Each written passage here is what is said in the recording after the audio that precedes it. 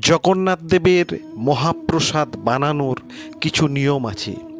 কলকারখানায় বা যন্ত্রপাতি সহযোগে মহাপ্রসাদ কখনো বানানো হয় না।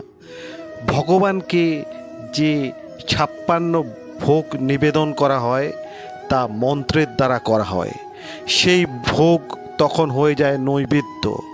সেই নৈবেদ্য গ্রহণ করেন ভগবান। ভগবান ভোগ বা নৈবেদ্য গ্রহণ করার পর সেটা হয়ে যায় প্রসাদ। আর জগন্নাথ দেবের সেই ভোগ বা প্রসাদ মা বিমলাকে নিবেদন করার পরই তা হয়ে ওঠে মহাপ্রসাদ।